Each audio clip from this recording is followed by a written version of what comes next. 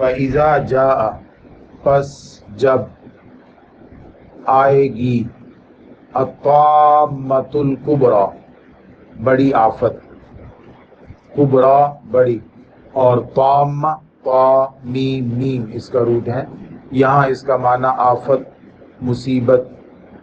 اور ویسے دو چیزوں کا آپس میں مل جانا، تو یہاں مراد جو ہے وہ قیامت کا دن ہے،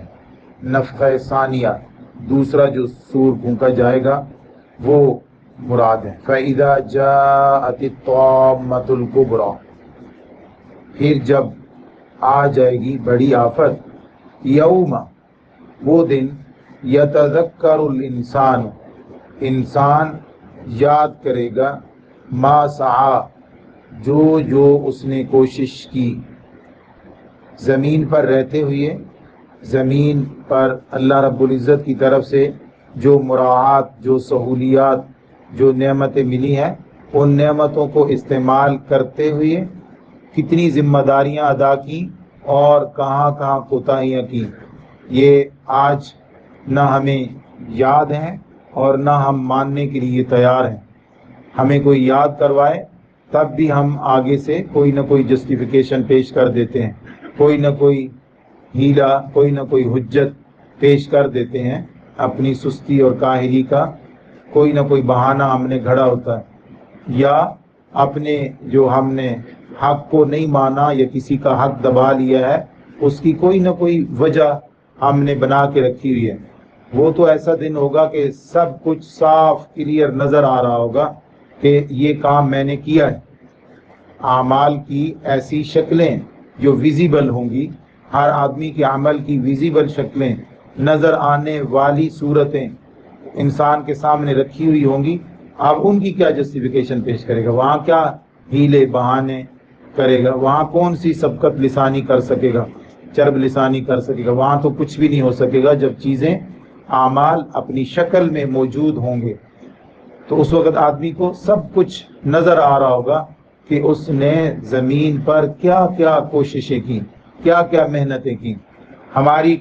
کئی محنتیں تو وہ ہوئی ہوں گی جو یہیں پر رہ گئیں، ضائع ہو گئی، ان کا بدلہ یا ان کا فائدہ ہم نے اسی زمین پر، اسی زندگی میں حاصل کر لیا،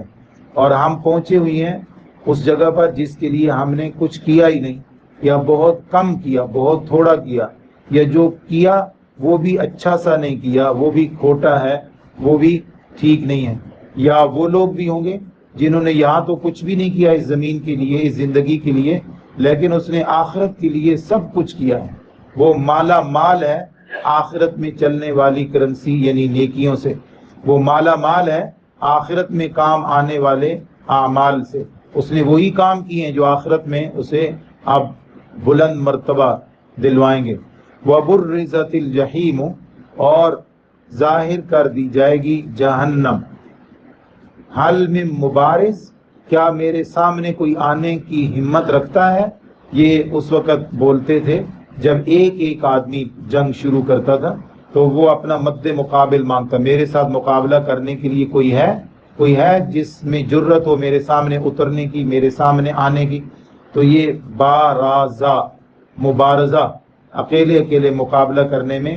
سامنے آنا، تو سامنے کر دی جائے گی جہنم،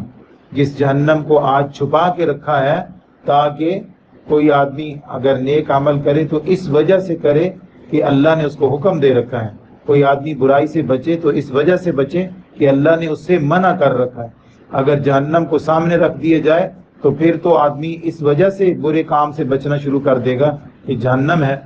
تو وہ پھر انعام نہیں بنے گا، وہ پھر امتحان نہیں بنے گا۔ اس دن جہنم کو سامنے رکھ دیا جائے گا، کھول کے رکھ دیا جائے گا۔ اس سے معلوم ہوتا ہے کہ جہنم ابھی بھی ہے، کسی نہ کسی جگہ پر ہے، البتہ اسے ہماری آنکھوں سے اوجھل کر دیا گیا ہے۔ اس دن اسے آنکھوں کے سامنے رکھ دیا جائے گا، لمن یرا، اس شخص کے لیے جو دیکھے گا، اس جہنم کو دیکھنے والوں کے لیے جہنم کھول کے رکھ دی جائے گی۔ اب آگے پھر دونوں کیٹیگریز کے لوگ ہیں، جو جہنم میں جائیں گے اور یہ جہنم سے بچ کر جنت میں جائیں گے۔ اللہ رب ہمیں اس زمین پر آخرت میں کام آنے والے اعمال کی توفیق عطا فرمائے۔